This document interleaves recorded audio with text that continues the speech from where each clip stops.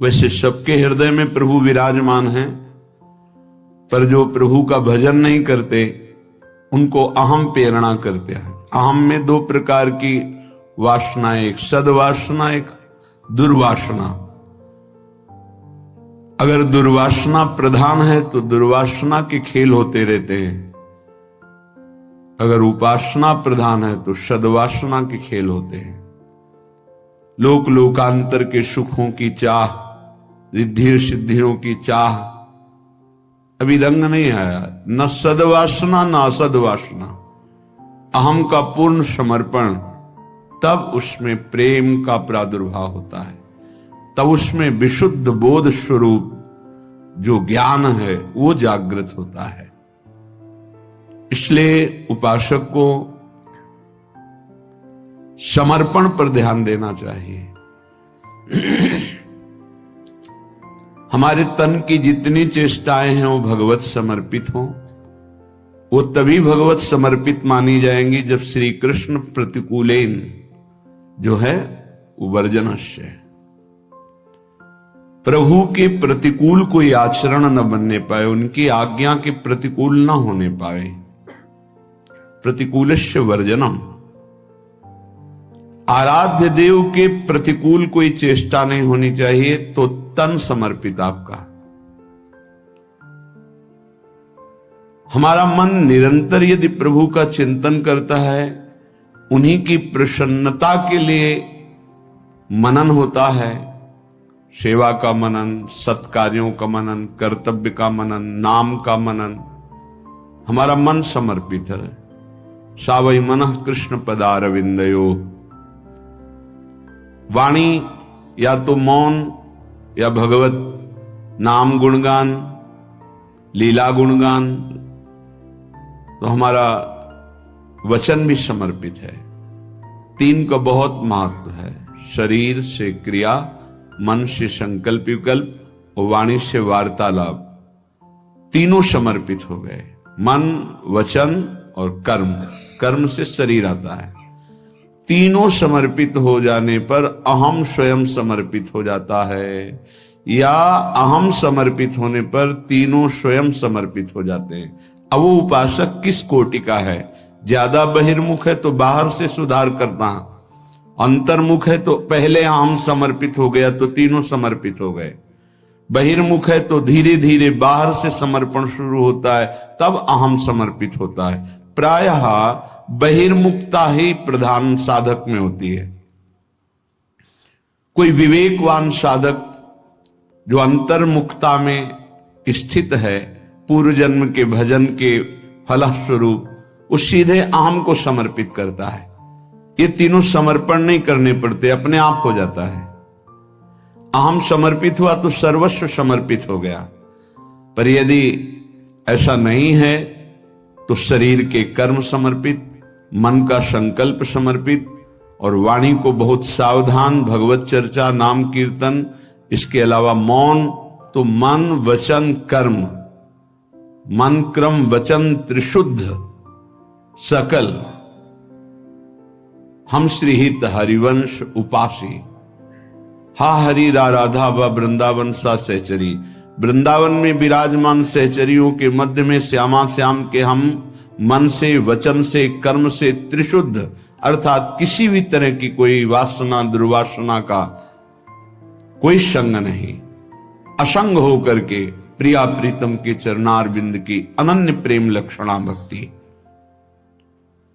यही पूर्णता है।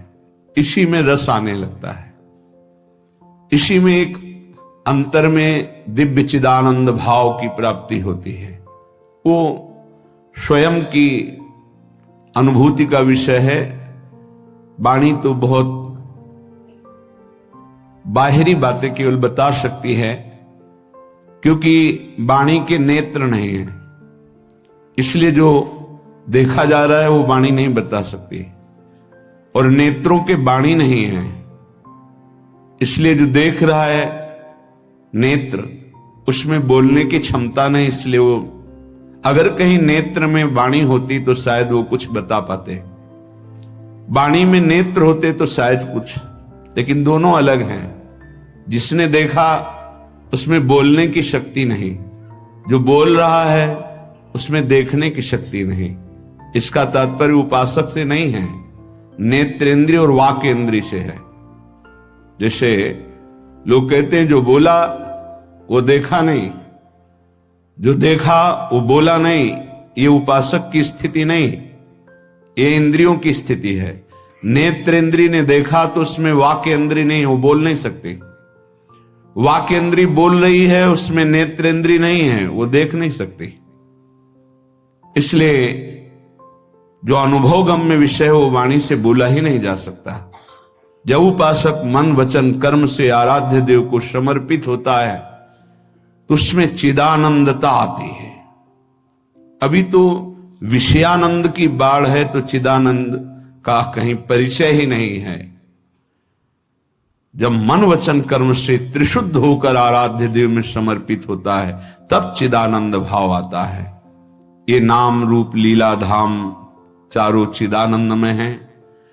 अपने लोगों को कृपा सिंधु लाडली लाल की अहेतुकी कृपा से धाम का सानिध्य बहुत जोर का मिल गया और नाम का सानिध्य। धाम और नाम ये बहुत महिमा में है। रूप और लीला तो अपने आप प्रकाशित हो जाएगी।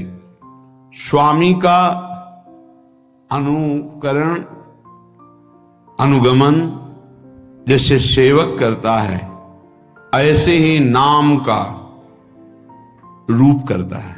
जहां नाम वही रूप पधारता है। जैसे नाम रस की जो जो भावना प्रकट करता है वैसे रूप प्रकाशित हो जाता है, वैसे ही लीला प्रकाशित हो जाती है। धाम की अद्भुत महिमा जिसमें नाम रूप लीला तीनों विराजमान है। धाम की आसक्ति, धाम की प्रियता अद्भुत अद्भुत है। श्रीपाद प्रबोधानंद जी महाराज कह रहे, एक बात से केवल बच जाओ, वैष्णव अपराध से। कई बार चर्चा हुई इस श्लोक में, पर एक बात से कह रहे हैं, राधा माधव पाद पंकज रजहा प्रेमोन्मादे तत्प्रिय क्रीड़ा कानन वासिषु स्थरचर प्राणिष्वपि द्रोहिषु प्रद्वेषं परमापराध महो त्यक्त्वैतरैरप्यधैर् युक्तोऽप्यामरणान्त लब्धवस्थितिर् वृंदावने स्यात्कृति।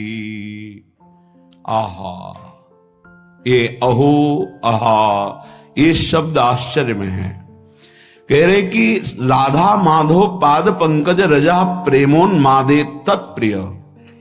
आप जिस रज में बैठे हैं ये प्रिया प्रीतम की पावन चरण रज है। ये गोपियों के आंसुओं से भींगी हुई रज है। ये प्रेमियों के आनंद अश्रु विरह अश्रुओं से भींगी हुई रज है। लाखों असंख्यों प्रेमी हो गए हैं।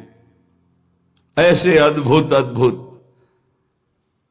जिनकी जैसी वृत्ति प्रकट होती वैसे प्रिया प्रीतम लीला करते, ऐसे समर्थ महापुरुषों की चरण रज में, प्रिया प्रीतम की चरण रज में, ऐसे परम पावन आंसुओं से भींगी हुई भूमि में आप बैठे हुए हैं, आप आए हुए हैं। जो वृंदावन धाम आए हैं, प्रियाजू की कृपा से आए हैं। कहने राधा माधव पाद पंकज रजा प्रेमोन्मादे तत्प्रिय। केवल वास कर रहे हो, अब आगे का कार्य वृंदावन करेगा। रसिकों का संग देगा, रसमयी रस रीति उपासना मिलेगी, आपको प्रेमोन्माद तक धाम पहुंचा देगा। पर तत्प्रिय क्रीड़ा कानन वासिषु, जो प्रिया प्रीतम की इस रास विलास भूमि में वास कर रहे हैं वो बहुत प्रियजन हैं। स्थिर चर प्राणिस्वपि द्रोहिषु, चाहे वो चल हो या अचल हो, बस इनके अपराध से बच जाओ। प्रद्वेषम परमापराध महो त्यक्त्वे तरेरप्यधैर्य। यदि तुम इस वैष्णव धाम में वैष्णव अपराध, एक अपराध से बच गए, इस महाअपराध से यदि बच गए, तो तुमसे कैसे भी यहां पाप हो गए हों, यदि आमरण वृंदावन का वास स्वीकार कर लिए हो, तो तुम्हें प्रिया प्रीतम की पक्की प्राप्ति होगी। कह रहे हैं युक्तोप्यामरणांत लब्ध वसितिर वृंदावने स्यात् कृति। प्रद्वेषम परमापराध महो त्यक्त्वे तरैरप्यधै। और बहुत से पाप हो जाए, कोई तुम्हें नहीं रोक पाएगा प्रिया प्रीतम से मिलने के लिए। ये धाम अपने प्रताप पर आमरण, यही सदगुरुदेव भगवान ने बताया था। जब प्रारंभ में काशी से आए हुए महाराज जी से जब जुड़े, तो एक भय लगा, क्योंकि पुरियों की महिमा, धाम की महिमा, महाराज जी यहां तो रज की वंदना की जाती है, जो रज शिव सनकादि की आचत, सो रज शीश चढ़ाऊं। अब इस रज में लघु शंका का त्याग करते हैं, मल का त्याग करते हैं, क्योंकि यहीं रहते हैं। और शरीर के द्वारा कोई न कोई त्रुटि भी हो सकती, जो आप पाप कहा जा सकता है धाम में, तो कैसे उसका मोचन होता है? क्योंकि हमने सुना है कि अन्यत्र कहीं पाप बन जाए तो तीर्थ अवगाहन से, गंगा यमुना आदि के अवगाहन से पाप नष्ट हो जाते हैं।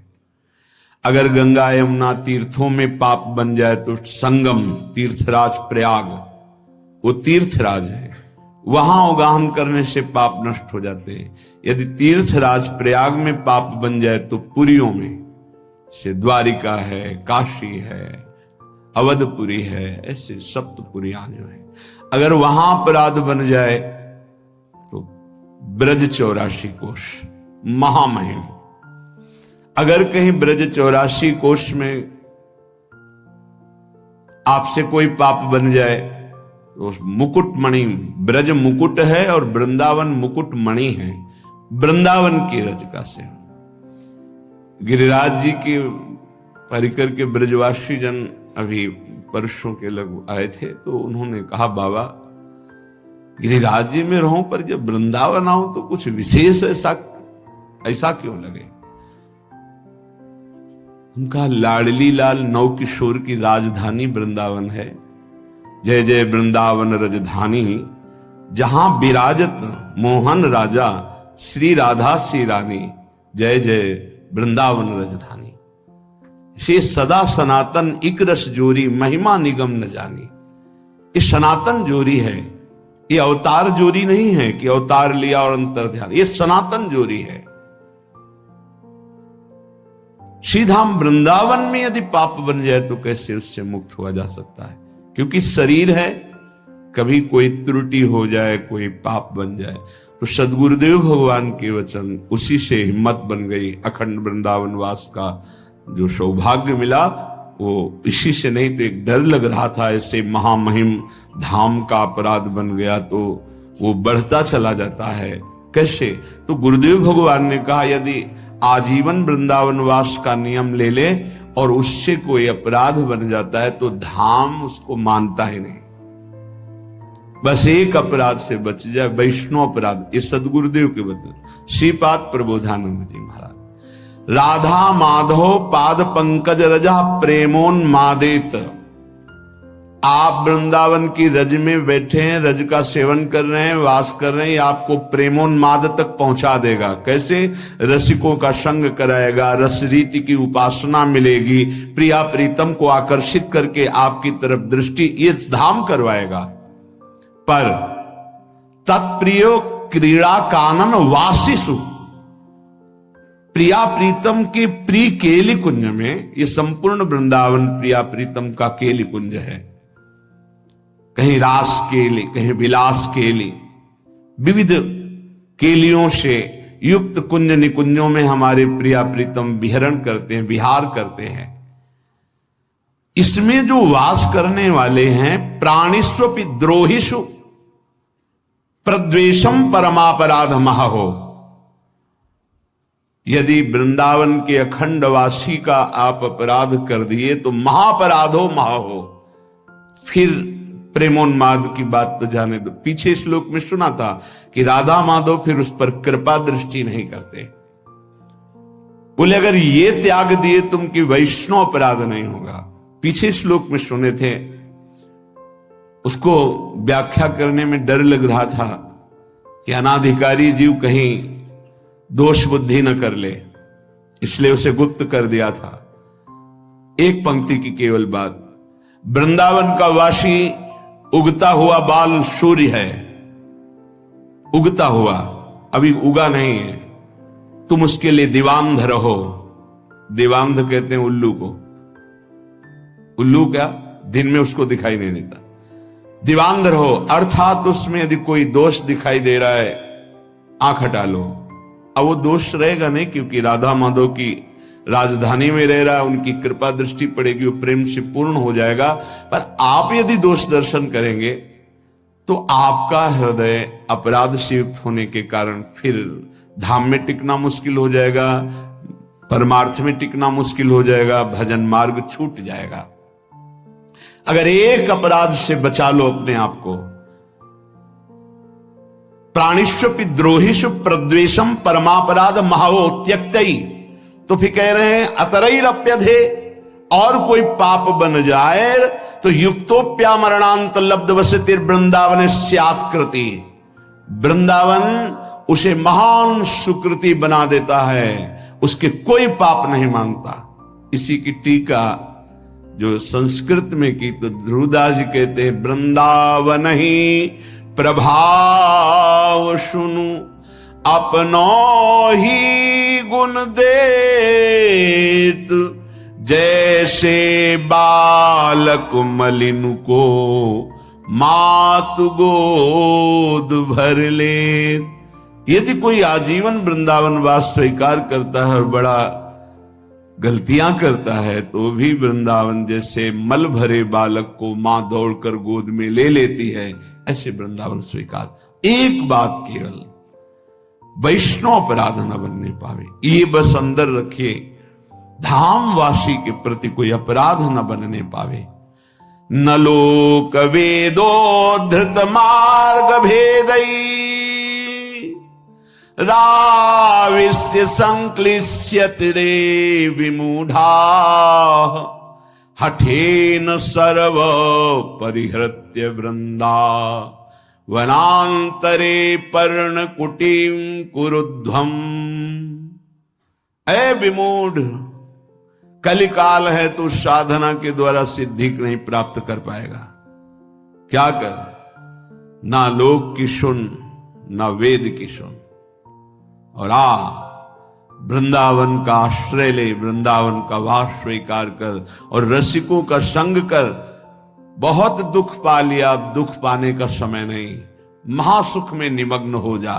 क्या कर, हठ पूर्वक सर्वस्व छोड़कर वृंदावन में अगर नहीं कुछ हो पा रहा तो फूस की झोपड़ी रख करके भजन कर और परम पद को प्राप्त कर। कह रहे हठेन सर्व परिहृत्य वृंदावनांतरे पर्णकुटीम कुरुध्वम। किसी ने अपने गुरुदेव से कहा कि अमुक का आश्रम इतने एकड़ में बना हुआ है, बाहर कहीं, यहां वृंदावन के वासी से।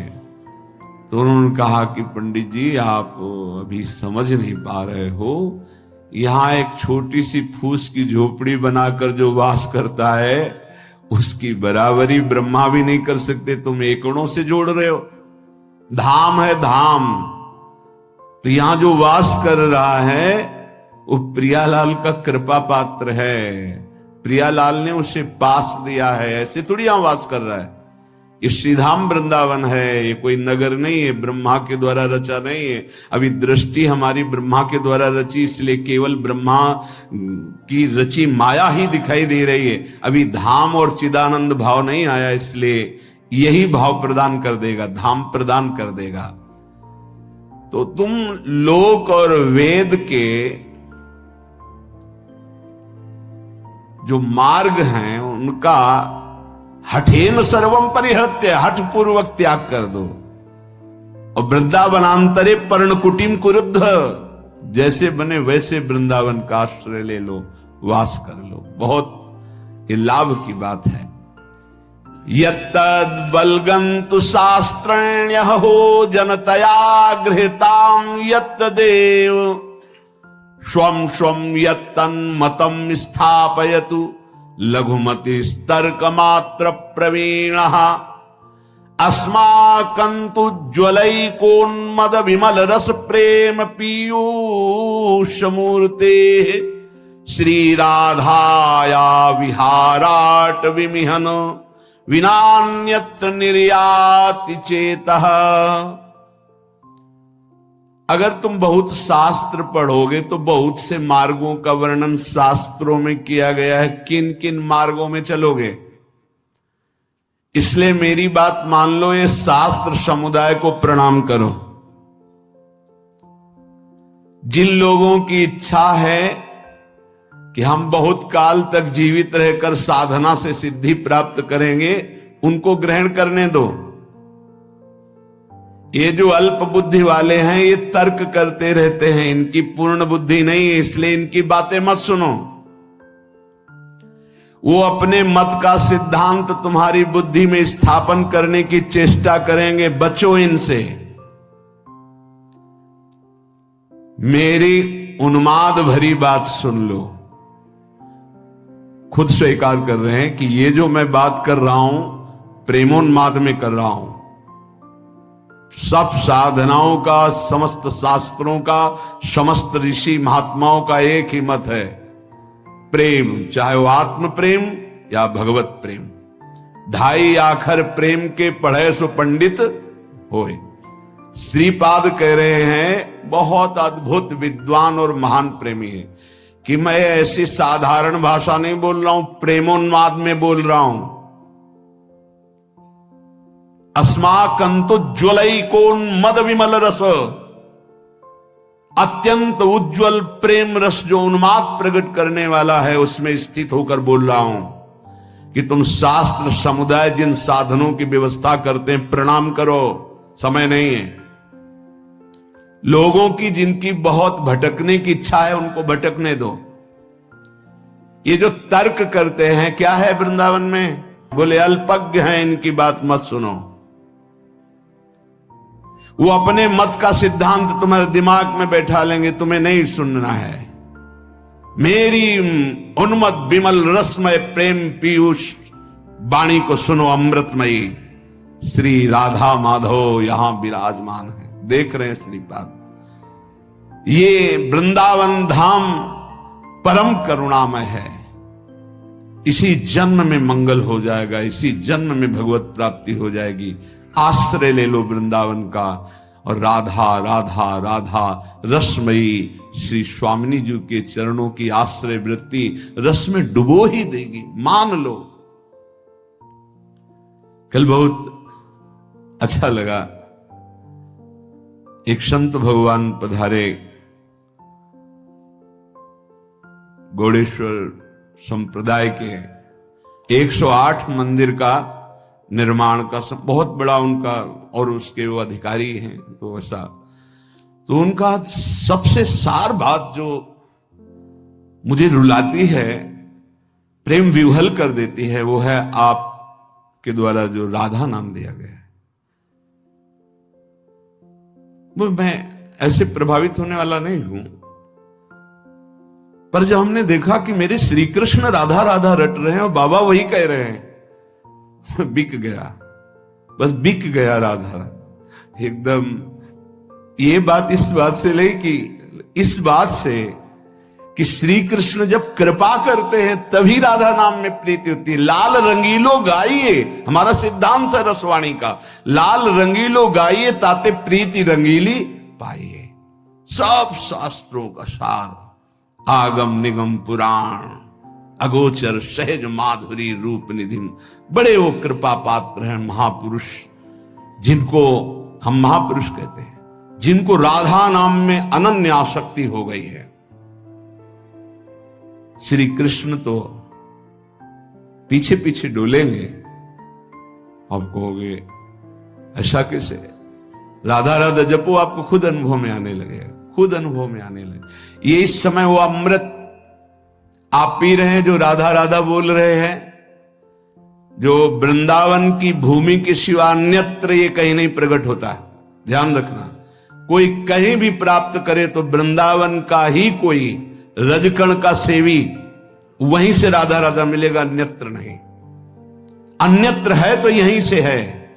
यहां की वायु में राधा राधा है, यहां के पत्ते पत्ते में राधा राधा है। और श्री जी की सेवा के लिए भी 42 लीला में आप सुन रहे थे कि हे प्रियाजू मेरी एक विनय सुन लो, हा हा हा हा खाऊं।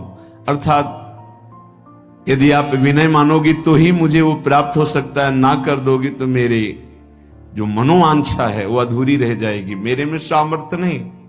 क्या आप अपने सेवा में मुझे रख लो, आज मुझे सेवा प्रदान करो। ये बाहर कहीं आप पढ़ेंगे, बाहर कहीं सुनेंगे? ये महल है प्रियाजू का, और यहां जो महल की टहल में है वो सब देख रहे हैं। यहां श्रीपाद को जो रस मिला, बड़े मर्मज्ञ महापुरुष हैं, ज्ञान समुद्र काशी में वास करने वाले अद्भुत विद्वान, अद्भुत वेदांती। जब इनको ये रस मिला वृंदावन का, तब ये कह रहे हैं कि मेरी बात मान लो, यत्तद वलगंतु शास्त्रण्य हो जनतया गृह्यताम यत्तदेव। शास्त्र में बहुत से साधन मार्ग वर्णन किए गए हैं, नमस्कार। जो उनको करना चाहते हैं, बहुत समय व्यतीत करना चाहते, करने दो। स्वम स्वम यत्तन मत्तम स्थापयतु, अपने अपने सब मत तुम्हारी बुद्धि में बैठालने की कोशिश करेंगे, लेकिन लघुमति तर्क मात्र प्रवीण, वो छोटी बुद्धि तर्क के द्वारा वो आपको सिद्ध करेंगे कि वृंदावन ही सब कुछ नहीं है। बात समझना, बहुत ये सूक्ष्म विषय है। अस्माकंतु ज्वलैकोन मद विमल रस प्रेम पीयूष। मैं ऐसे नहीं बोल रहा हूं, वेदातीत स्थिति में बैठ के बोल रहा हूं। वेदातीत स्थिति अवच्छिन्न अनुरागम लभते, उस प्रेम पीयूष से बात कर रहा हूं, उन्मत्त होकर के कि सब तज वृंदावन का आश्रय लेकर राधा राधा रट, देख तुझे क्या प्राप्त होता है। अब पैसा तो लगा नहीं, इसलिए इसमें कीमत समझ में नहीं आएगी। बहुत सूक्ष्म विषय है। उपनिषद में जब कोई ब्रह्म ज्ञान प्राप्त करने जाता, पढ़ के देखना उपनिषदों को, 12 वर्ष तक आश्रम की सेवा करवाई, व्रत आदि के द्वारा तप कराते हुए। छांदोग्य उपनिषद की बात कह रहा हूं। फिर उसमें बोल दिया तुम मन नहीं हो, चिंतन करो। 12 वर्ष के तप के बाद एक शब्द ब्रह्म ऋषि बोला कि तुम मन नहीं हो। फिर 12 वर्ष साधन, तुम प्राण नहीं हो। अपने आप अनुभव हो गया मैं कौन हूं, वो बताना नहीं पड़ा। नहीं नहीं नहीं तो जो है वो। अब यहां 5 मिनट में वो रस की बात सुनने को मिली जो अत्यंत गूढ़ है। तो आपको लग रहा है ऐसी तो रोज बातें होती रहती, प्रवचन की इस कान से सुना निकाल दिया। बहुत कठिन करके मिले, बहुत कष्ट से मिले तो उसका मात होता है। प्राणी की ऐसी कुछ सोच है, सहज में तो उसको विश्वास नहीं होता कि ऐसा कैसे हो जाएगा, ऐसा कैसे हो सकता है। कीमत लगा के मिले, कष्ट सह के मिले, तब उसको लगता है पता है ऐसे थोड़ी बात सुनने को मिलती है, इतने लाख देना पड़ा, इतने दिन। तब अरे बोले सालों नंबर लगाने के बाद तब तो उसको लगता है कीमती है। और सहज में ऐसे गली चलते मिल जाए अमूल्य बात तो उसको समझ में नहीं आती। श्रीपाद कह रहे हैं मैं प्रेम में उन्मत्त होकर बोल रहा हूं कि आपको भी प्रेम में उन्मत्त कर देगा। श्री राधा विहार वन वृंदावन का आश्रय या वास दोनों में बराबरी है। यदि ठीक से आश्रय हो गया तो वास का ही फल मिलता है। और राधा राधा राधा, अब ये छोड़कर कहीं भी अन्य आश्रय मत लो। ना समय है, ना इतना ज्ञान है, ना इतनी सामर्थ्य है। राधा राधा पुकारो, अलवेली सरकार करुणामयी स्वामिनी, जिनके अधीन पर ब्रह्म परमात्म तत्व है। चाहे मोक्ष चाहना, चाहे परम पद प्रेम जो चाहना, सब पूर्ण हो जाएगा। पूज्यपाद श्री उड़िया बाबा जी महाराज भक्त को या भगवान जानते हैं या भक्त जिसे अपना परिचय करा देता है वो जानता है, दूसरा नहीं जान सकता। बाहरी किसी भी चेष्टा से आप अनुमान केवल अपनी बुद्धि के बल के अनुसार लगा सकते हैं, स्थिति को नहीं जान सकते हैं। केवल विद्वान भक्त को जान जाए असंभव, कि बहुत शास्त्रों का पढ़ा हुआ है तो भक्त को जान जाए। भगवान जानते हैं या भक्त जना दे जिसको, जैसे भगवान के लिए ऐसोई जानई जही देहु जनाई, जानत तुम्हें तुम्हें हो जाई। संसारी पुरुषों को हटाने में 1 मिनट लगता है, भक्तों को 1 मिनट, अपने आप हट जाएंगे सब। कबीरदास जी महाराज काशी में विराजमान थे, लाखों की भीड़ जुटने लगी।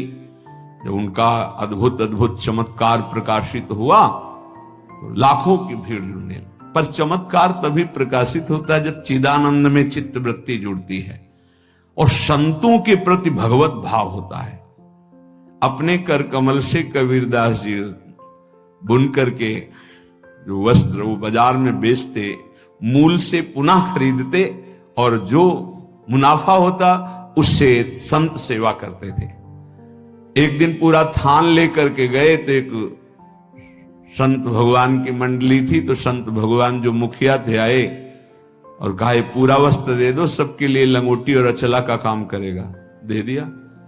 अब जब मूल ही नहीं मिला तो मुनाफा की क्या बात, तो घर में ना तो सेवा के लिए कुछ, तो जाके एकांत तो बैठ गए कि अब क्या करें। घर जाते जब मूल मिलता तो उससे धागा खरीदते, जो मुनाफा मिलता उससे संत सेवा घर का कार्य चलता।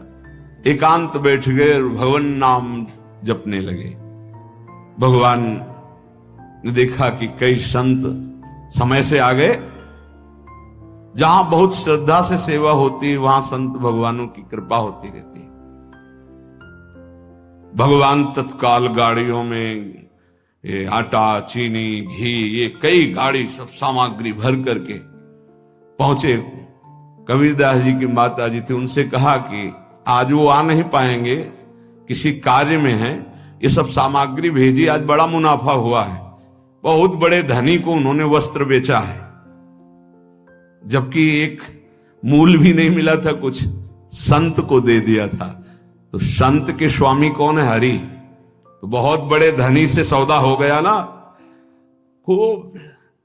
और कहा जब तक वो आए ना तब तक यहाँ के काशी के जितने भी विद्वान ब्राह्मण संत महात्मा सबके यहाँ सीधा भेज। तो एक कोतवाल होते हैं सूचना देने वाले संतों में, पूरी काशी में कि कबीरदास जी घी, चीनी, ये और 2-2 मोहरे स्वर्ण की भेंट में। जहां कबीरदास जी एक झाड़ी में छुपे भजन कर रहे थे, वहां से कई लोग निकले, बोले धन्य है कबीर जी को, कितना सामग्री उत्साह पूर्वक बांट रहे थे। अरे भाई बोले हम तो सोचा था सामग्री मिलेगी, लेकिन 2-2 स्वर्ण मोहरे मिली। कबीरदास जी ने कहा हम तो यहाँ छुपे बैठे, कुछ था ही नहीं, ये कैसे। जब वहां पहुंचे तो वहां लाइन में सब बट रहा था। मां बड़ी प्रसन्न थी, बच्चा आज तुमने सौदा किस धनी से किया, बहुत माला माल कर। वो मुस्कुराए और चुप। बड़ा यश फैल रहा था। कबीरदास जी ने विचार किया कि तो वो ठीक नहीं है, ज्यादा यश कीर्ति भीड़ तो फिर भजन में बड़ा विघ्न पड़ेगा। एक चाल चलते हैं जिससे साफ भाग जाएंगे। काशी में परम भाग्यवती वैश्या भी रहती थी, जो काशी में रह रही, जनकपुरी में थी जैसे पिंगला वैश्या। उनके पास जो ही गए तो खड़ी हो गई दंडवत करके, महाराज आपका दर्शन तो यहां उचित नहीं है, कोई देख भी लेगा तो अश्रद्धा कर लेगा, हम लोग ऐसी नीच मानी जाती है समाज में आप। तो उनका नहीं नहीं, हम तो आए ही आपके सानिध्य की याचना करने। कुछ समझ में नहीं आया कि इतने बड़े महापुरुष वैश्या के सानिध्य की। बोले अगर आप एक सहयोग कर दे हमारा तो। बोले हाँ। बहुत विघ्न पड़ने लगा, भजन में बड़ी भीड़ इकट्ठा होती है, तुम केवल थोड़ा सहयोग कर दो कि काशी की 2-4 गलियों में प्रधान हमारे गले में हाथ डालकर बस चल दो, और सब हम संभाल लेंगे, सब खत्म हो जाएगा। तो अब महाराज कोई पूछेगा नहीं। बोले इसीलिए कोई हमें पूछे ना, हम इसीलिए। तो महाराज हम तो निर्लज ही है, जहां चाहो चाहे, और आपके साथ हमें और कोई। गंगा जल भरा, थोड़ा उसमें रंग मिलाया, बीच बीच में गंगा जल का घूंट। और राजा तब काशी नरेश ने जब सूचना सुनी, शिष्य थे, ऐसा कैसे कर सकते हैं गुरुदेव, ऐसा कैसे कर सकते, लाखों की श्रद्धा का नाश हो गया, ऐसा कैसे कर सकते। कोई दंडवत प्रणाम, कुछ जो भागवत जन थे वो कहते कि भाई कुछ भी हो, है इनकी लीला। हमारी दृष्टि में तो जैसे कल थे वैसे ही आज है, पर प्रायः बहुतायत में अरे सब ऐसे। अब राजा को अश्रद्धा हो गई, नहीं ऐसा नहीं हो सकता, ऐसा नहीं कर सकते। बड़ा मतलब मन खिन्न था। पहुंचे हाँ कबीरदास, उतर के साष्टांग दंडवत करता था, कोई दंडवत नहीं। गुणमानी संसार, तभी तो वह कह रहे उड़िया बाबा कि भक्त को केवल भगवान जानते या जनादेत जानते। थोड़ी देर खड़े रहे, कमंडर से जल लिया, बोले शांत शांत शांत। तो कहा महाराज ये क्या लीला है, अब क्या जमाना चाहते हो, हमने तो देख लिया ना आपको। बोले तुमने देखा ही नहीं, इस समय सेवा जगन्नाथ जी की सेवा में थे, उनके वस्त्र में आग लग गई तो उसी को बुझा रहा था। उस समय घोड़े दौड़ा करके अपने गुप्तचरों को भेजा, पता लगाया। तो बोले हाँ महाराज, कबीरदास जी पास ही थे हाँ, तो उन्होंने तत्काल बुझा दिया, नहीं तो शरीर शायद भस्म हो जाता। बोले वो तो हमारे पास थे वहां। बोले वो सिद्ध पुरुष हैं, भगवत प्राप्त महापुरुष हैं, आए साष्टांग दंडवत की। बोले गलती हो गई हम आपको पे। बोले आपको इसलिए मैंने अपना परिचय दिया है कि अगर राजा धर्म भ्रष्ट हो जाएगा तो ठीक नहीं है, ये तो बावरी प्रजा है। भक्त को केवल श्री भगवान जानते हैं, या भक्त जिसे परिचय करा दे तो जानते, अन्यथा जानना बड़ा मुश्किल है। भक्त परिपक्व अवस्था को वही प्राप्त होता है जो आराध्य देव, उनका भजन और गुरु चरणारविंद की पराधीनता, 3 बातें जो स्वीकार करता है वही परिपक्व सिद्धावस्था को प्राप्त हो जाता है। ध्यान दीजिए, आराध्य देव प्रिया प्रीतम, उनका निरंतर भजन और गुरु चरणारविंद की पराधीनता, उनके आदेश के अनुसार जीवन, वो सिद्ध पुरुष हो जाता है। धीरे धीरे वृत्ति उसकी परिपक्व हो जाती है। उपासक को चाहिए मर भले चाहे जाए, लेकिन कभी किसी के आगे हाथ ना फैलावे।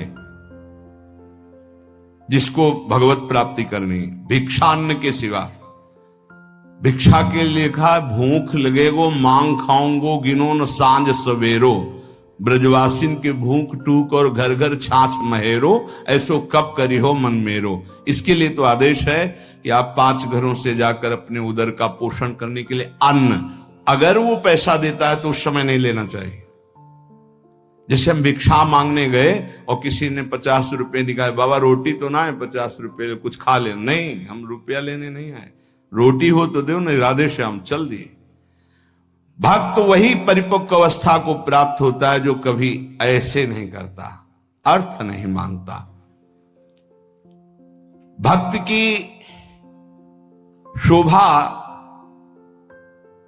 उसकी भक्ति है, ना कि धन वैभव कीर्ति। ये उसकी शोभा नहीं। ये तो जो जानते ही नहीं कि भक्ति किसे कहते, परमार्थ किसे कहते ना, आप आश्चर्य मानोगे। उनके पास खुद पता नहीं कि मेरे पास कितना पैसा है, कितना पैसा है, ऐश्वर्य है। ये भक्ति का परिचय होता है क्या? भक्त की शोभा भगवत प्रियता से है। ये लौकिक कीर्ति, लौकिक निर्माण, लौकिक संपत्ति से भक्ति की महिमा नहीं। अरे भाई 4 आश्रम है, 40 आश्रम है, 100 आश्रम, इससे नहीं हुए, स्थिति से है। भक्त की शोभा भक्ति से है, भगवत प्रियता से है। जब ऐसी भक्ति आती है तो भगवान उस भक्त के हाथ का खिलौना बन जाते हैं। भगवान उस भक्त के हाथ का खिलौना बन जाते हैं।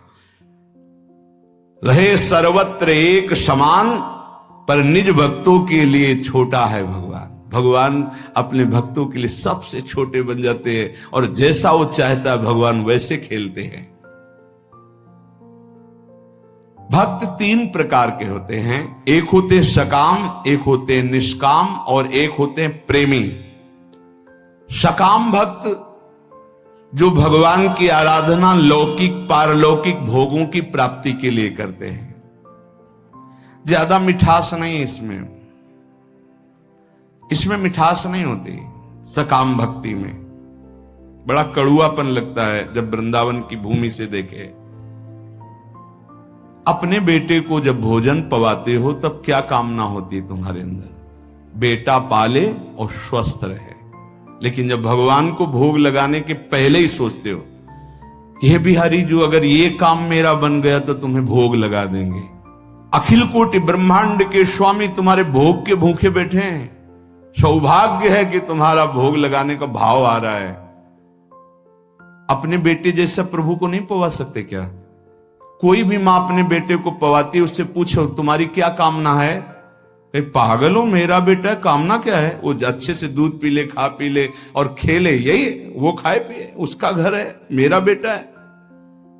क्या भगवान के द्वारा दी हुई सारी सामग्री तुम्हारे पास नहीं? क्या तुम श्री भगवान के अंश नहीं हो? क्या अपने प्रीतम प्रभु को ऐसे भोग लगाया जाता है? तय करके भोग लगाया जाता है? क्या आप अपने बेटे को, अपने पति को, अपने प्रियजनों को, अपने संबंधियों को ऐसा ही भोग लगाते हो? नहीं, कोई कामना नहीं होती। और दुलार करके परोस परोस के पवाते हो कि जितना अधिक पाले मेरा बेटा अच्छा है। तो मेरे प्रभु, तो सकामता में मिठास नहीं होती। एक लेन देन का व्यापार होता है, उसको प्रभु से कोई प्रियता नहीं होती। इसीलिए खास कोई बात नहीं हुई। बस इतना ही भगवान की महिमा है कि वो इनको भी उदार कह रहे हैं कि जो अर्थार्थी आर्त है, जिज्ञासु है, ज्ञानी है, उसमें आर्त और अर्थार्थी भी उदार ही हैं, क्योंकि वो मेरे से मांग रहे हो। वो भगवान की उदारता है। बकाया इसमें कोई स्वाद नहीं लगता, छरछराहट सी लगती है अंदर। आपको फूल बंगला बनवा देंगे, आप हमारा ये काम कर दो। अरे जिनके एक संकल्प से अनंत ब्रह्मांडों की सुगंध और पुष्प वाटिकाएं, ऐसे देववन हैं कि आप लुभायमान हो जाएं, बेहोश हो जाएं, ऐसी सौरभ है वहां। कल्पतरु, मंदार, पारिजात आदि विविध वृक्षों से परिपूर्ण देववन, ऐसी ऐसी दिव्य वाटिकाएं। कैलाश की शोभा पढ़ो, वैकुंठ की भगवान का कितना बड़ा वैभव है। उनको तुम 2-4 लाख के बाहरी फूल मंगा के बिना सुगंध वाले, नीले पीले रंग दिखाई देते, सौरभ थोड़ी। भगवान उससे प्रसन्न नहीं होते। सही मानो, आज तक जो शास्त्रों में स्वाध्याय हुआ और संतों की कृपा से, भगवान सिर्फ अपनेपन से प्रसन्न होते हैं, अपनापन। और वो अपनापन सकामी पुरुष दे नहीं सकते। बीच में पर्दा रहता है, भगवान और हम और भगवान आप हमारा ये काम कर दो, हम आपके लिए मंदिर बनवा देंगे। हाँ, ऊसर में बैठे हैं, तुम मंदिर नहीं बनवाओगे तो अभी, अरे भाई अनंत ब्रह्मांडों का सृजन केवल एक पलक झपकने में हो गया, जिनके भ्रकुटी विलास सृष्टि लय हुई। कैसा अपने बेटे के लिए घर कैसे बनवाते हो? इसमें बहू बेटा रहेगा, इसमें हम रहेंगे, इसमें बड़ा रहेगा, इसमें छोटा रहेगा। मंदिर भी हम ऐसे बनवाते, भोग भी हम अपने बेटे जैसा लगाते। अपनापन नहीं तो भगवान न भोग पाते हैं न मंदिर में बैठते हैं। ध्यान रखना, अपनापन सारा खेल भाव का है। लाला बाबू के जब श्याम सुंदर चंद्रमा ठाकुर जी विराजमान हुए तो मंत्रों के द्वारा प्राण प्रतिष्ठा हुई।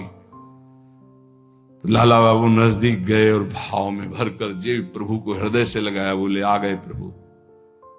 बोले प्रमाण दीजिए। माखन जो भोग लगाने के लिए लाया गया था ऐसे माथे पे रख दिया। तो जब तक शरीर में गर्मी नहीं होगी तो माखन कैसे, पूरा माखन पिघल करके बह गया। बोले प्रभु आ चुके हैं। भाव, प्रभु कहां थे? भाव, जहां भाव किया, भाव मेरे प्राणनाथ, मेरे जीवन धन। सकाम भाव में बहुत कड़वाहट है। वृंदावन की भूमि से देखने पर बहुत कड़वाहट है, वो कोई खास बात नहीं है। अरे भगवान के आंसू निकल आए महाराज। जब करदम जी ने 10,000 वर्ष तपस्या की और श्री भगवान प्रकट हुए, भगवान ने कहा मैं तुम्हारी तपस्या से बहुत प्रभावित हूं, वरम ब्रूहि, वरदान मांगो। उनका पत्नी चाहिए। तो आंसू निकल पड़े कि मेरी प्राप्ति में, मेरे दर्शन का फल है। उसी से बिंदु सरोवर बना, भागवत में वर्णन है। तब अपनी तरफ से करुणा वरुणालय प्रभु ने कहा कि मैं तुम्हारा पुत्र होकर आऊंगा। और कपिल भगवान के रूप में आए और उपदेश करके परम कल्याण किया करदम जी का। सकाम भक्त जो लौकिक पारलौकिक विषयों की मांग पे मांग प्रभु से करते रहते हैं और भगवान की भक्ति भी करते हैं। वो भक्ति करते ही इसीलिए हैं कि ये करूंगा तो ये मिल जाएगा, ऐसा करूंगा तो ये मिल जाएगा। दूसरे हैं निष्काम भक्त। ये मीठे हैं।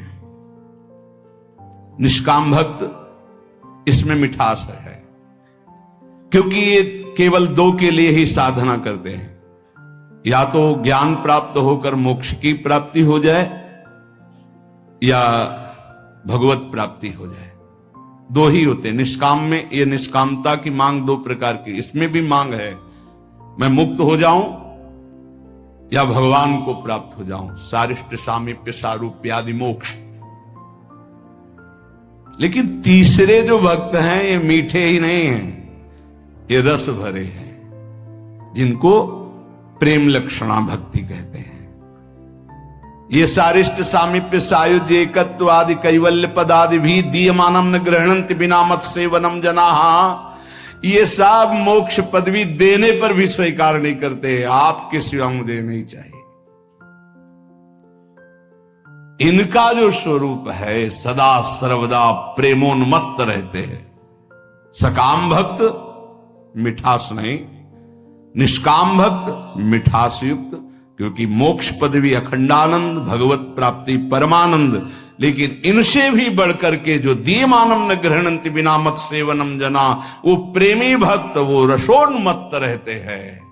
प्रेमी भक्त वो प्रेम रस सीधाम वृंदावन प्रदान करता है, गुरुदेव प्रदान करते हैं, प्रेमी महाभागवत जन प्रदान करते हैं। वो किसी भगवान से किसी भी तरह की कोई चाह नहीं, न मोक्ष की न भगवत प्राप्ति की, कि हमारा कल्याण हो जाए, मंगल हो जाए और आप हमें नहीं। बस जेहि विधि प्रभु प्रसन्न मन होई, करुणा सागर कीजे सोई। जिस तरह आपका मन प्रसन्न हो, आपको लगे कि दर्शन देना तो आ जाना, आपको न लगे मत आना। बस हम रो रो करके आपके नाम को पुकारते रहेंगे, आंसुओं से भिंगो भिंगो कर नाम जपते, राधा राधा राधा। हमें कुछ नहीं चाहिए, आपको आना हो आ जाना, आपको ना आना हम रोते रहेंगे, पुकारते रहेंगे, ये हमारा विषय। पर वो आप स्वतंत्र हो। जे विधि प्रभु प्रसन्न मन होई, करुणा सागर की जैसे। ये बहुत ऐसे भक्त भगवान को अधीन कर लेते, क्योंकि भगवान का एक नाम है प्रेमाधीन, प्रेम के अधीन हो जाने वाले। सृष्टि स्त्यंत कारणीम ब्रह्म विष्णु शिवात्मिकाम सायाति संज्ञाम भगवान एकेव जनार्दन। हमारे प्रभु ही जब सृष्टि रचना का समय आता है तो ब्रह्मा रूप धारण कर लेते हैं, पालन करने के लिए विष्णु रूप धारण कर लेते हैं, और विनाश लय करने के लिए रुद्र रूप शिव रूप धारण कर लेते हैं। इसलिए हमारे प्रभु महान जगन नियंता हैं। ऐसा भाव उपासक के जब हृदय में आ जाता है तो किसी अन्य का आश्रय नहीं लेता, अन्य का आश्रय नहीं लेता। सही बात मानो, माया का बड़ा प्रभाव है। आप सोचो इस जगत में कितने धनी होंगे, जितना त्रिभुवन में आप धन देख रहे हैं कुबेर जी के एक खजाने के कोने में रखा है। अपार धन वैभव के स्वामी, रिद्धियां सिद्धियां नौ निधियां कुबेर, और जितना कुबेर के खजाने में लक्ष्मी जी के चरण के एक चिन्ह में है, ऐसी महालक्ष्मी स्वयं भगवान के चरण चापती रहती हैं। ऐसे भगवान के सेवक के सामने कुछ समझ में आएगा उसको? सुरपति नरपति लोकपति जिनके भाव है घास। क्यों? क्योंकि ऐसे प्रभु के सेवक हैं। यहां जो वर्णन किया जा रहा है कि उन्हीं से ब्रह्मा, उन्हीं से विष्णु, उन्हीं से रुद्र, वो हमारे स्वामी हैं। अब हम किसका आश्रय लें, किसके आगे हाथ पसारें, किसकी तरफ देखें? समझो, जो संसार में जो कुछ भी है, इसकी प्राप्ति के लिए जो भगवान का भजन करते हैं वो बहुत अनजान में है। जैसे हीरे के बदले कांच लेना चाहते हैं, ऐसे भुलावे में है। मणिगण पुंज ब्रजपति छाणत हित हरिवंश कर गई कंचु। नाम जप कर रहे हैं और चाहते हैं संसार की वस्तुएं, तो मानो महान कीमती मणि के बदले में कांच खरीद रहे हैं। जो अपनी कीर्ति, अपनी प्रतिष्ठा, भगवदी आनंद को छोड़कर लौकिक आनंद की चाह के लिए भजन करते हैं, वो भी बड़े भुलावे में हैं। सच्चा उपासक सर्वत्र भगवान को देखते हुए, सब में भगवान को देखते हुए, कोई चाह न रखते हुए निरंतर भगवान की प्रसन्नता के लिए भजन करते हैं। इससे मेरी प्रिया जो प्रसन्न हो जाए। जो हमारा भजन का मतलब क्या है? पुकारना, राधे श्याम, राधा वल्लभ, राधा राधा राधा। हम पुकार रहे हैं, अपने स्वामी का स्मरण कर रहे हैं। कहीं भी महत्व ना हो जाए, कहीं ना महत्व हो। बहुत विचित्र माया है। ये हम बार बार प्रार्थना कर रहे हैं। इस बात को आप कृपा करके समझने की चेष्टा करें। प्रभु के समान सिर्फ प्रभु हैं, दूसरा कोई नहीं। इतना बात समझो, प्रभु के स्थान पर कोई ना आ जाए। ये बड़ी माया प्रवीण है कि प्रभु के स्थान में कोई वस्तु, व्यक्ति स्थान भेज सकती हो, कोई भी। बस आपकी चतुरता इसी में कि प्रभु के स्थान में केवल प्रभु रहने चाहिए। ये आप देख लीजिए। इसकी पहचान है कि जब वो प्रभु से बढ़कर कोई वस्तु बना के माया भेजेगी तो प्रभु को भूल जाओगे आप। आपकी दृष्टि में जहां प्रभु से बढ़कर हुई तहां प्रभु को भूल जाओगे। प्रभु को भूल गए तो अभी आपकी भक्ति बहुत ही कमजोर है। अब आप ये देख लीजिए, जब आप टीवी देखते हैं तो आपका निरंतर मंत्र चलता है। जब आप किसी से बात करते हैं तो वृत्ति भगवान में होती ही नहीं। जब आप भोजन करते हैं तब वृत्ति भगवान में होती है। जब आप चल रहे होते हैं तो वृत्ति कहां होती है? ये सब बातें, अगर आप किसी व्यक्ति से बात कर रहे हैं, प्रभु को भूल गए अंदर से, तो व्यक्ति बड़ा हो गया, प्रभु का स्मरण छूट गया, प्रभु छोटे हो गए। आप कोई रुपया पैसा, भोग सामग्री, कोई दृश्य, मनोरंजन, प्रभु का नाम छूट गया, वो ज्यादा हो गया। किस कोटि के भक्त हो? माया के एक प्रापंचिक विषय में इतनी सामर्थ्य आ गई को भगवान को भुलवा दिया, तो तुम्हारी निष्ठा कहां रही, तुम्हारा चिंतन कहां रहा? जरा इस कसौटी पे कसो अपने को, इस कसौटी पे देखो। ये देखी हुई बात यहां की कहते हैं। इस कसौटी पे कस के देखो। टीवी चल रही हो, आप देख रहे हो, आपका बिल्कुल कोई भी दृश्य चित्त अपहरण न करने पावे, हर सेकंड आपका मंत्र चल रहा है विजयी। बाजार में घूम रहे हो, सब कुछ देख रहे हो, लेकिन मंत्राकार वृत्ति विजयी। कोई व्यक्ति सामने है, उससे बात कर रहे हो, लेकिन भाव में एकदम भरे हुए, एकदम भगवान का विस्मरण, एक सेकंड का विजयी। अच्छे अच्छे पदार्थ सामने रखे हैं, खा रहे हो, लेकिन चिंतन प्रभु में विजयी।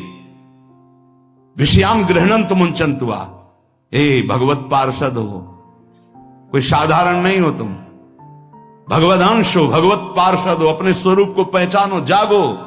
ये माया तुम्हें परास्त नहीं कर सकती, तुम स्वयं परास्त होना सीख गए हो, इसलिए परास्त हो रहे हो। तुम्हें कोई परास्त नहीं कर सकता, भगवत शक्ति संपन्न हो, भगवत अंश हो। हमारी बात को समझना, यहां कितना छोटा स्वरूप भगवान का बना लिया गया कि खान पान की थोड़ी सामग्री भगवान को भुलवा सकती। एक साधारण प्रियता वाला व्यक्ति भगवान को भुलवा सकता है। वो अपना स्थान इतना जोर कर लेगा, प्रभु भूल जाएंगे। कौन, कैसे भक्त हो? अरे जिनके एक इच्छा मात्र से ब्रह्मा विष्णु महेश सृजन पालन संहार करते हैं, वो हमारे प्रभु हैं, स्वामी हैं। उनका विस्मरण हो गया, ऐसी कोई वस्तु आ गई। इसलिए नारायण स्वामी कहते, ब्रह्मादि के भोग सब विष समो लागत ताही, नारायण ब्रज चंद की लगन लगी है जाही। उसे ये बहुत अच्छा है कि जब आप लोग प्रसाद पाते हैं, एक दिन साथ में आपके जब बैठे, तो जो राधा राधा राधा और एक ऐसा भागवती, इसमें तो आपको बड़ा सहयोग मिलता है भगवती स्मरण में। ऐसा ही अंदर से चलना चाहिए। जब आप हर समय अलग हो, मान लो भोजन पाते समय श्रवण इंद्री में तो नाम पड़ रहा है, लेकिन अंदर से भी चलना चाहिए हर समय। ये जीवन का लाभ क्या है? अखंड स्मृति। उसको हानि में क्यों बदल रहे हो? हानि हरिवंश के नाम अंतर पड़े, लाभ हरिवंश उच्चत वाणी। पकड़ो, भक्ति का मतलब क्या है, भगवत मार्ग का मतलब क्या है, परमार्थ का मतलब क्या है? अखंड स्मृति। और इस स्मृति को हर वस्तु व्यक्ति स्थान छीनना चाहता है, चाहे वो राग से चाहे द्वेष से। आप अंदर से देख लो। इसीलिए पूज्य पाद उड़िया बाबा जी कहते, पूरा संसार एक तरफ और तुम एक तरफ, तुम्हें युद्ध करना है। किस बात का युद्ध? मारकाट नहीं, तुम्हारी स्मृति का अपहरण कोई न कर पावे। राधा राधा राधा राधा, तुम्हारी याद जो भगवत याद है, अगर वो भूल रही है, अब घाटा हो गया। कह हनुमंत विपत्ति प्रभु सोई, जब तो सुमिरन भजन हो। ये बात यहां पकड़ा है, यहां देखा है। जहां जहां हमें लगा कि इस चीज से छूट जाएगा, उससे परिपक्व किया है। कोई भी विषय ऐसा नहीं जो हमें भगवान का विस्मरण करा दे। हम हर जगह अपने आप को परिपक्व करना सीखें, अपने को बचाना नहीं, अपने को हटाना नहीं, अपने को उसी में खड़ा करके परिपक्व करना सीखें। बीच बाजार में बैठे समाधिस्थ रहे, तब तो भजन का लाभ समझ में आएगा। बाण बनाने वाले के पास से पूरी सवारी निकल गई, उसको एक शब्द नहीं सुनाई दिया, और तुम मंत्र और भजन में चित्त लगा रहे हो, तुम्हें चार आदमियों की बात सुनाई दे रही। अरे राजा की सवारी तो नगाड़ा बज रहा है और शोरगुल हो रहा है, जय जयकार हो रहा है, उसको एक शब्द नहीं सुनाई दिया। केवल बाण का नोक बना रहा था, जिसे दत्तात्रेय जी ने 24 गुरुओं में एक गुरु बनाया, और तुम नाम जप कर रहे हो। तुम्हें कोई शोरगुल नाम छुटवा दे, कैसे साधक हो? विचार करके देखो। लगन लगन सब कोई कहे, लगन कहावे सोई, नारायण जा लगन में तन मन डारे खोई। मन भी लीन तन भी लीन, तन उनकी सेवा में लीन, मन उनकी सुमिरन में लीन। नारायण अति कठिन है, हरि मिलन की बाट, या मार्ग जो पग धरे, प्रथम शीस दे काट। प्रथम शीस दे काट, मरो रे जोगी मरो, मरनो है ति मीठो, ऐसे मर के देखो जैसे गोरख मर दीठो। जीवित मर जाए उलट आप में समाए, यह दिलगिरी है। हे प्रवचन करना बहुत सरल है, नहीं प्रवचन कर, जीवित मर जाए उलट आप में समाए, यह दिलगिरी है। अपने प्यारे से प्यार करना कोई खिलवाड़ नहीं है, उसे प्यार नहीं कहते जिसमें अपना स्वार्थ होता है, अपना सुख होता है। अगर हमारे हरि से प्यार करना है तो पहला कदम बढ़ाने के पहले मर जाओ। ये बोले फिर कदम कैसे बढ़ेंगे? बोले यही आश्चर्य है, यहां मर के चला जाता है। मरो रे जोगी मरो। जिसने हर वेग को सह लिया, जैसे मरे हुए पुरुष में कोई कामना नहीं होती, ऐसे मरा हुआ मन निष्काम होता है, कोई कामना नहीं होती। नारायण अति कठिन है हरि मिलन की बाट। जैसे मरे हुए का किसी से संबंध नहीं होता, ऐसे किसी से संबंध, कोई कामना नहीं। राधा राधा राधा, बड़ी ऊंची स्थिति जागृत हो जाए यदि ऐसा भाव। इस मार्ग में अगर आपका अहंकार जिंदा रहा तो आप नहीं चल पाएंगे। अहंकार मर गया, यहां मरने का तात्पर्य अहंकार से, अहंकार मर गया, पार हो गई गाड़ी। मार तो सकते नहीं हम, क्योंकि निर्बल हो चुके, तो गुरु को दे देते हैं, वो संभाल लेंगे। अपने अहम का अभी पीछे सुना, अपने आराध्य देव का निरंतर चिंतन और गुरु की पराधीनता। पराधीनता का मतलब अब हमारा स्वयं का कोई संकल्प विकल्प नहीं, जैसे गुरुदेव भगवान चलाते हैं वैसे चल रहे हैं। हाथ उठाए कहत हो, कहा बजाऊं ढोल, श्वासा खाली जात है, जामे तीन लोक का मोल। बोले एक श्वास तुम्हारी बहुत कीमती है। कल एक प्रश्न कर रहे थे कि आप बता सकते हैं संसार में सबसे बड़ा डर कौन सा है? हम कहा हमसे पूछ रहे? हाँ आपसे। तो हमारे लिए सबसे बड़ा डर है कि मैं कभी किसी पल प्रभु को ना भूल जाऊं, बस। ना मृत्यु का डर है ना काल का डर है। समुझ जी आए शरण ते डरत ना काल डर, जिए काल बस ना रहे।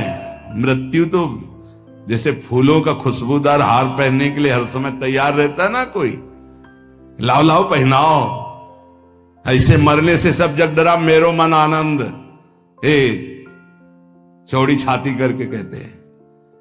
जिस मृत्यु से सब भयभीत होते हैं ना, उस मृत्यु को गले लगाने के लिए हर क्षण राजी हैं। क्यों? प्रिया जी के लिए, प्यारी जी के लिए। अभी छूटे, अभी गए, अभी गए। कुछ तो आवरण है ही है ना। हर समय तू बाधा पहुंचा रहा है मेरी प्यारी जी के राग रंग में। हट तू, तेरे लिए अब स्थान नहीं रह गया, तेरे लिए कोई महत्व नहीं रह गया। डर है तो इस बात का कि कहीं किसी भी वस्तु व्यक्ति स्थान के प्रभाव से प्रिया जी को भूल ना जाऊं, बस। और कोई डर नहीं।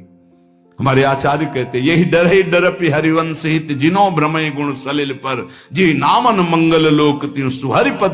कोई श्वास प्रियाजू से बिलग चली गई, इस बात का डर बस। हाथ उठाए कहा तो कहां बजाऊं ढोल, ढोल बजा के कहूं? अरे दोनों हाथ उठा के कहता हूं कि तेरी एक श्वास में त्रिभुवन का मूल्य छुपा हुआ है। त्रिभुवन पति भगवान के सिवाय श्वास का और कोई मूल्य नहीं। तो कल उनसे कहा कितनी आयु के? 50-55 के। 55 वर्ष तक आज तक जो कमाया 5 श्वासें नहीं खरीद सकते उससे। आखिरी श्वास और कह दो 55 वर्ष की कमाई दी, एक बार ऐसे कर लेने दो तो नहीं होने दो। आखिरी श्वास खत्म। उस श्वासों को जो तुमने सांसारिक संपत्ति एकत्रित करने में कमाई पूरी की पूरी लगा दो तो एक श्वास नहीं खरीद सकते। ऐसी कितनी श्वासें तुमने बर्बाद कर दी व्यर्थ में। तो कह रहे ये श्वास बहुत कीमती है। नारायण स्वामी कह रहे हैं हर समय राधा राधा राधा, तो श्वास सार्थक। कपट गांठ मन में नहीं, सब सो सरल स्वभाव, नारायणता भगत की लगी किनारे नाव। किसी से कोई कपट नहीं, कोई द्वेष भाव नहीं, सबके चरणों में प्रणाम, सरल स्वभाव। और राधा राधा राधा बोले संसार समुद्र से उसकी नैया किनारे लग गई। अब गंभीर बात, जो महाभागवत हैं, ये ऊंचाई की बात कह रहे हैं, वो अपने स्वरूप में स्थित रहते हैं। जो साधारण भक्त हैं वो रूप में स्थित रहते हैं अपने शरीर। जो महाभागवत जन हैं उस स्वरूप में रहते हैं। स्वरूप जैसे किसी का दास स्वरूप, किसी का सखा स्वरूप, किसी का गोपी स्वरूप, किसी का सहचरी स्वरूप, कोई अपने ब्रह्म स्वरूप में स्थित रहते हैं। हर समय दिन में कितनी बार आपको याद आता है कि आप श्री जी की सहचरी हो? सच्चाई से देखो, बस वही स्त्री शरीर का चिंतन, पुरुष शरीर का चिंतन, अपने इसी को पुरुष मानना, स्त्री मानना। ये देखो सत्संग है। शुरुआत कई बार हमने कहा इसी बात से करो ना। ये तो ऊपरी पोशाक है, स्त्री पुरुष की ये पोशाक है। इसीलिए कहा गया बनिता पुरुष भाव मिट जाए, सेवे ललितादिक के भाई। आप न स्त्री न पुरुष हैं। इस जन्म में ऐसे कर्म, ऐसे भगवत कृपा हुई कि स्त्री बन गए, पुरुष शरीर मिल गया। अगला जन्म हो सकता है कि कीट पतंगा न जाने कौन सी योनि का मिले, तो आपकी पोशाक बदल सकती, पहनने वाला वही रहता है। यहां पहनने वाले की बात हो रही, ना तुम स्त्री हो ना पुरुष हो, तुम श्री जी की नित्य दासी हो। ऐसा चिंतन करो इस उपासना में। कई बार चिंतन करते हैं आपकी, मैं श्री जी की दासी हूं, मैं श्री जी की सहचरी हूं, हमारी प्रिया जो प्रिय सखी हैं। कई बार चिंतन कर, ईमानदारी से बताओ, देखो अंदर देखो, सब ईमानदारी से। दिन भर विचरण करते रहते हो बाहर, कभी अंदर बैठे गुफा में श्रृंगार कर रहे हैं श्री जी का, अंदर से सोच रहे मैं श्री जी की सखी हूं। सोच रहे हैं इसलिए कह रहे हैं कि अभी आपका स्वरूप जागृत नहीं हुआ। जब स्वरूप जागृत होता है तो जैसे आपको सोचना नहीं पड़ता मैं पुरुष हूं, ऐसे सोचना नहीं पड़ता मैं सहचरी हूं, हर समय उसी में स्थित रहता है। महाभागवत वो है जो हर समय अपने स्वरूप में स्थित रहता है। तो चलो, स्थित स्वरूप में नहीं पर स्वरूप का बोध तो होना चाहिए। मैं कौन हूं? मैं स्थूल नहीं हूं, सूक्ष्म नहीं हूं, कारण नहीं हूं, मैं श्री जी की सहचरी हूं, प्रिया जो हमारी प्रिय सखी हैं। दूसरा, अपने इष्ट के स्वरूप का बोध, मेरे प्रिया प्रीतम, मेरे श्यामा श्याम। इसके सिवा अन्य कहीं कोई आश्रय, अन्य कोई सपोर्ट, अन्य कोई बल, कोई आशा बिल्कुल नहीं। ये महाभागवतों के लक्षण है, साधारण भक्त की बात नहीं कह रहे। पहला है अपने स्वरूप का बोध, मैं प्रियाजू की प्रिय सखी। दूसरा है अपने आराध्य देव के स्वरूप का बोध, रसोया परमानंद एक युद्धा सदा, श्री राधा कृष्ण रूपाभ्याम तस्मै तस्मै नमो नमः। एक ही पर ब्रह्म रस तत्व दो रूपों में खेल रहा है, प्रिया और प्रीतम के रूप में। हमारे आराध्य देव प्रिया प्रीतम, इसके सिवा कहीं कोई हमारा आश्रय नहीं, बल नहीं, आशा नहीं, और सही पूछो तो श्रद्धा नहीं। सही पूछो तो श्रद्धा नहीं। अंदर की बात क्यों जानते नहीं हो? सर्वत्र व्याप्त आराध्य देव है, इनको जानते हो, मानते भी हैं, पर वो अंदर की जो बात है, जैसे परिक्रमा मार्ग में बैठे सब जा रहे हैं तो सब पे श्रद्धा है क्या? लेकिन पहचान के बोले राधे राधे, हुई ना, इसे कहते हैं अपनापन। बस ये मान लो पूरा संसार हमारे लिए कैसा, परिक्रमा मार्ग में बैठे खूब भीड़ जा रही है, भगत है सब दर्शन। लेकिन उसमें कोई जब अपना प्रियजन का राधे श्याम, ऐसे पूरे त्रिभुवन में भक्त भगवान जगत जड़ चैतन्य सब में वही दृष्टि है जैसे परिक्रमा मार्ग में सब पे दृष्टि है। धन्य है प्रभु, इतने रूपों में आप। लेकिन प्रिया प्रीतम ये पहचान, बस और कहीं पहचान नहीं। ये है अपने इष्ट के स्वरूप का बोध। तीसरा, जो स्वरूप बोध और इष्ट बोध के साधन मिले हैं गुरुदेव से, उसमें परम आसक्ति, कोई मिलावट अन्य की नहीं होनी चाहिए। हम सत्संग सुन रहे हैं, सत्संग में सर्वव्यापी शब्दों का प्रयोग होता है, कोई भी लाभ ले सकता है। अपने को इतना चतुर रहना है कि अपने को क्या चाहिए इसमें जो बोला जा रहा है, अपने मार्गों को क्या चाहिए। तो हमारे गुरुदेव के साधन से जो मिलती हुई बात है वो हम पकड़ेंगे और नमस्कार, सुनेंगे, आनंदित होंगे, पकड़ेंगे नहीं। पकड़ेंगे वो जो हमारे गुरुदेव के मुख से निकले हुए साधन में जो सहयोगी है। ये प्रवीणता साधक में होनी चाहिए। नहीं तो आप कहोगे कल ये कह रहे थे आप और आज ये कह रहे हो, तो कल का सिद्धांत और चल रहा था, आज का सिद्धांत और चल रहा। दोनों सिद्धांतों के शब्दों का एक दूसरे से विरोध होगा, ये समझना, ये प्रवीणता होनी चाहिए। जो गुरुदेव ने स्वरूप बोध और इष्ट बोध के लिए साधन दिया है उसी पे रति होनी चाहिए। ये बड़ा प्रवीण साधक पकड़ेगा, नहीं तो नहीं पकड़ पाएगा। कौन सा ऐसा कार्य है जो हमारी प्यारी जी के चरण चिन्हों से न बन जाए? अभी कैसे समझोगे, कैसे समझोगे? फिर यही तुम्हें कहना पड़ता है। अभी राधा प्रताप को देखा कहां है आपने? राधा चरण प्रताप को कहां देखा है? अरे नरक जाते हुए जीव को नवनिवृत्त निकुंज में स्थापित कर दे जिनकी करुणा कोर मात्र। अभी राधा कृपा को कहां देखा? क्या चाहिए तुम्हें, क्या समझना है? अनंत कोटि ब्रह्मांडों के स्वामी श्री कृष्ण चंद्रजू से ही सब शक्तियां हैं, सब वैभव है। अरे वही राम है, वही श्याम है। अभी समझ में नहीं आया क्या? हनुमान जी चरण किसके सहलाते रहते हैं? जिनके चरणों को सहलाते रहते हैं वही श्याम सुंदर हैं। हम यहां बंसी पकड़े, वहां सारंग हैं, वही तो हैं। और वो जिनके चरण से सहलाते हैं वो प्रिया जो है। कैसे धीरे से बोलना पड़ेगा इसलिए कि सब नहीं समझते हो। श्यामाजू के चरणन की बलिहारी जे हैं बसत, इसीलिए इष्ट बोध होना चाहिए। धनी धनी राधिका के चरण, सखा बोल रहे प्रभु के नित्य सखा। धनी धनी राधिका के चरण, सुभग शीतल अति सुकोमल कमल के से बरन। धनी धनी राधिका के चरण, नख चंद्र चारु अनूप राजित विविध शोभाधर। कुणित नूपुर कुंज विहरत परम कौतुक कर। नंद सुत मन मोदकारी विरह सागर तरन। दास परमानंद छिन छिन श्याम जिनकी शरण। धन धन राधिका के चरण। समझ में नहीं आ रहा? अभी तुम्हें लग रहा है सपोर्ट के लिए कुछ चाहिए? अरे जिनके चरण हनुमान जी सहलाते उनके चरण चापत चरण मोहन लाल। कुंवरी राधे पलंग पौड़ी सुंदरी नौबाल।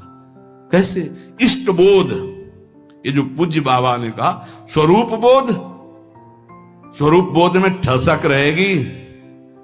हम श्री श्यामाजू के बल अभिमानी टेढ़े रहे मोहन रसिया। सो समझ में आया? स्वरूप बोध है मैं प्रियाजू की नित्य सहचरी दासी। प्रियाजू जिनकी स्वयं लाल जो आराधना करते हैं। रसघन मोहन मूर्तिम विचित्र केलि महोत्सवोल्लसितम। राधा चरण विलोडित रुचिर शिखंडम हरिम बंदे। तो उपासक को अपने उपास्य देव की उपासना जो गुरु प्रदत्त है उसी से संबंधित बातें सुननी चाहिए, अन्यथा कान बंद रखना चाहिए। नहीं तो फिर वो दोष जो वो आ जाता है। अमुक पाठ कर लें, अमुक स्तोत्र कर लें, अमुक रक्षा कवच कर लें, इन पर विश्वास है, 4 कण रज के लेके पूरे शरीर में लगा लिया वृंदावन की, इससे बड़ा कोई रक्षा कवच नहीं है। अरे इसी रज को ऐसे ऐसे करके भगवान की रक्षा कवच में भगवान का नाम उच्चारण किया जा रहा है। भागवत में पढ़ के देख लो, ये वो रज है जो भगवान स्वयं अपने मस्तक पर धारण करते हैं। नहीं समझ में आया? अनुब्रजाम में हम नित्यम पुए त्यंग रेणु भी, और कुछ न समझ में आवे तो कह रहे भक्त चरण रज लेने के लिए पीछे पीछे डोलता हूं। तो ये तो महाभागवतों की प्रेममयी आंसुओं से भींगी हुई भूमि है, और स्वयं प्रिया चरण रज जान के लुठत रसिक सिरमौर। इसलिए अपने भजन रस सिद्धांत को समझे, और जब गुरु प्रदत्त ही होना चाहिए। ये महाभागवतों की बात कर रहे हैं। ऐसा नहीं कि कहीं पढ़ लिया आपने कि ये इतने महीने जपने में ये सिद्धि आ जाएगी, भूल मत करना। गुरु प्रदत्त नाम और मंत्र के सिवा कहीं भी हमारी रुचि नहीं रह जानी चाहिए कि थोड़ा 5 माला ये कर लेते हैं कि उससे सपोर्ट हो जाएगा और इससे ये हो जाएगा, और फिर अपना गुरु मंत्र जप लेते हैं। ऐसे आते हैं प्रश्न। वो बाहर के होंगे, अपने रसना कटो जो अन रटो। गुणानुवाद अपने आराध्य देव का, श्रवण फूटो जो अन सुनो। ये महाभागवतों की रस की बात है। भक्ति के विघ्न को बर्दाश्त ना करना, ये भक्त का स्वभाव होना चाहिए। हम लोग बहुत ढीले हैं, भक्ति के विघ्न को हम विघ्न ही नहीं मानते। कितनी देर से भजन छूटा है तुम्हारा? कितनी देर से तुम प्रभु से विमुख हो उस वस्तु व्यक्ति स्थान के प्रलोभन में? बड़ा विचित्र है। बहुत सावधान, बहुत सावधान। माया की चकाचौंध भुलवा देती है हरि को, चकाचौंध भुलवा देती है। संसार का आकर्षण इतना बड़ा है, यही तो बड़ा विचित्र। और भूले तो भूले तुम जिन भूलो मालाधारी, स्वामी हरदास जी कहते। अरे और तो भूले ही है, तुम क्यों भूलते हो? तुमने तो उनका माला पहन लिया, कंठी पहन ली। उनसे बड़ा कोई है? उनसे बड़ा कोई है? अपने स्वामी से बड़ा कोई नहीं। चर्चा किसकी हम करेंगे? गुणानुवाद किसका करेंगे? अपने प्रभु का। बता रहे हैं विश्व ब्रह्मांड में जितना धन है कुबेर के कोने में, कुबेर के पास जितना खजाना है लक्ष्मी जी के एक चरण चिन्ह के कोने में है। वो लक्ष्मी जी जिनके चरण सहलाती रहती हैं वो हरि हैं, और वो हरि जिनके चरणों में महावर रखते हैं हमारी प्रिया जो है। इसके आगे बोलो, पूर्णता प्रेम की, क्योंकि प्रिया जो कौन है? पूर्ण प्रेम, शांद्रानंद घन प्रेम मूर्ति किशोरी। अब हम चर्चा किसकी करेंगे? नीचे करेंगे किसी की? अरे सुरपति नरपति लोकपति जिनके भाव है घास। समझे में नहीं आ रहा, समझे में नहीं आ रहा। बहुत विचित्र है, बहुत विचित्र, अति विचित्र भगवंत गति। हाथ सामने अनंत ब्रह्मांडों के स्वामी की महिमा, और एक तरफ माया की महिमा। स्वामी को धक्का लगा के बाहर, माया को अंदर। ऐसा प्रभाव माया का है, बड़ा विचित्र। जिस समय सोने की थाल और कटोरी सब लगा के लक्ष्मी जी बूढ़ी के रूप में ना भगत से प्रसाद पाया, बोले ये जूठे पात्र हम दोबारा नहीं रखते। अरे मैया तू तो रुक, अब यहां नारायण बैठे थे। बोले जहां ये रहते हैं ना साधु बाबा सन्यासी जन, हम वहां टिकते नहीं ज्यादा दिन, तो इसलिए। बोले स्वामी जी झोला उठाओ आप अपना, चलो। बोले नहीं बेटा, हमारी तो इच्छा थी आज रात्रि। ना, माता जी रहेंगी। पिताजी को भगा दिया।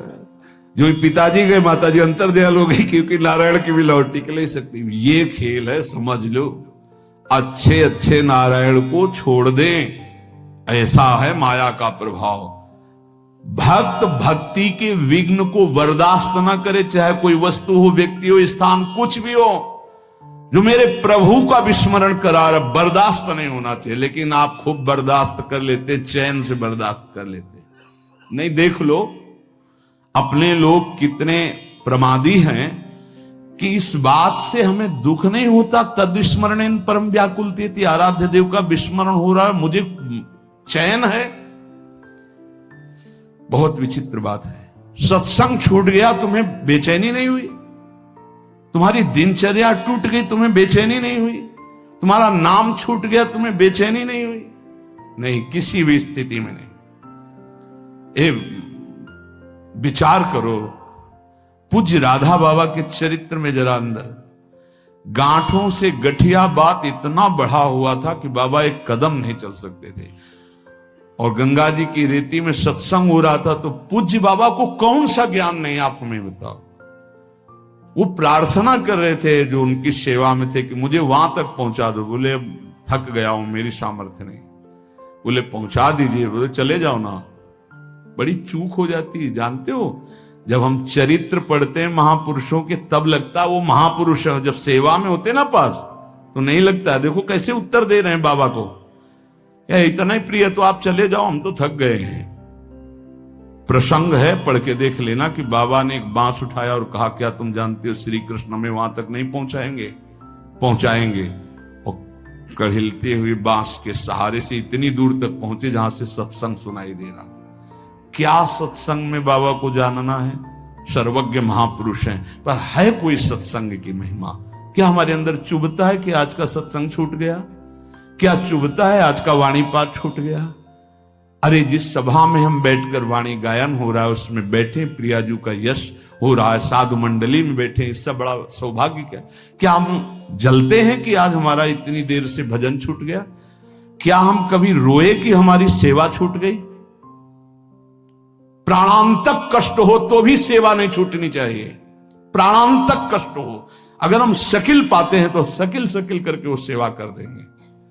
हमारे गुरुदेव की, इष्ट देव की सेवा ये केवल प्रवचन ही नहीं, गुरु प्रताप से कह रहा हूं, भक्त को भक्ति के विघ्नों को बर्दाश्त नहीं करना चाहिए। बता देना कि हम आज उठने लायक भी नहीं, पर ये सेवा पहुंचा दो, इस सेवा पहुंच जानी चाहिए, मेरी सेवा नहीं टूटनी चाहिए। ना सेवा में प्रीति होगी, ना नाम छूटने में तुम्हें जलन होगी, ना तुम्हारी पाठ में प्रीति होगी, ना तुम्हारी इष्ट देव की अपनेपन में स्थिति होगी, तो होगा क्या? भक्ति के विघ्न को आप क्यों बर्दाश्त कर लेते हैं? ये आप देख लीजिए। हमें लगता है जितना इष्ट और गुरु का दुलार मिलता है तो हम उसको पहचान नहीं पाते। हमें लगता है संसारिक तौर तरीके से लगता है, हमें नहीं लगता कि हम पर अपार कृपा है। पांचवा, भक्ति के फल को गुप्त रखना। ये पांचों आज ये बहुत बड़ी महान बातें हुई। अपने स्वरूप का बोध, अपने इष्ट के स्वरूप का बोध, जो गुरु प्रदत्त साधन उस पर निष्ठा, जप और गुणानुवाद अपने आराध्य देव का ही, भक्ति के विघ्नों को बर्दाश्त न करना, और ये भक्ति के फल को गुप्त रखना। जो हमारे इष्ट और गुरुदेव की कृपा से आध्यात्मिक उन्नति हो रही, उसे कभी ना बोले, ध्यान रखना नहीं, वहीं रुक जाएगी, बंद हो जाएगी। पकड़ो इस बात को, अपनी स्थिति कभी नहीं व्यक्त करनी चाहिए। इसमें पांचवा, भक्ति के फल को गुप्त रखना चाहिए। आपको स्वप्न में अच्छे स्वप्न आ रहे हैं, दिन में कोई अनुभूतियां हो रही, गुरु कृपा प्राप्त हो रही है, आपको प्रियता मिल रही है, भागवतिक आंतरिक उन्नति हो रही, बिल्कुल गुप्त, कुछ नहीं बोलना। बोले नहीं गुरु से तो बोल दे, क्यों? गुरु अल्पज्ञ है क्या? तुम बाजार से लाए स्थिति, गुरु ने दी है, उनको बताने की जरूरत क्या है? उनको बताने का मतलब अपने अहम को पुष्ट करना नहीं, फिर स्थिति नहीं रहेगी। ना गुरुदेव से कहनी है ना किसी से। गुरुदेव से क्यों नहीं? उन्होंने ही दिया भाई, उनसे क्या कहना है? उन्हीं की तो प्रदत्त वस्तु है, गुप्त शांत। एक दृष्टि में सब कुछ पता चल जाता है गुरुदेव को कि आप कहां हो, आपकी स्थिति क्या है, आपको बताने की जरूरत नहीं। ये पांचवी बात बहुत समझी जाए, अपने भक्ति के फल को कभी प्रकाशित न। अब आपकी कृपा से निरंतर मंत्र चल रहा है, बंद हो जाएगा? कहीं भी बोल दो, बंद हो जाएगा, देख लेना। बहुत इससे हमें लगता है आपका अब निरंतर भजन होता है, कहां आपकी कृपा से जो कुछ हो जाता है, अब आप देख लो जैसा निरंतर, तो कहां तो झूठ भी नहीं होगा, क्योंकि कभी तो हम गाढ़ निद्रा में सोते होंगे, तो मुझे तो पता नहीं उस समय चलता है कि नहीं चलता, अब आप जानो। कभी भी अपने भक्ति के आंतरिक वैभव को प्रकाशित ना करे। पहला है अपने स्वरूप का निरंतर चिंतन रखो कि हम प्रियाजू की प्रिय सखी हैं। दूसरा अपने आराध्य देव के स्वरूप का कि महामहिम इन्हीं के सब कुछ अधीन है, हमें किसी और के सपोर्ट की जरूरत नहीं है और की आराधना की जरूरत नहीं। तीसरा जो गुरु प्रदत्त साधन है उसी में हमारी रुचि होनी चाहिए, उसी नाम में, उसी मंत्र में और उन्हीं के गुणानुवाद में। और चौथा भक्ति के विघ्नों को बिल्कुल बर्दाश्त न करे, जो हमारे प्रभु का विस्मरण करा दे उससे बचने की कोशिश करे।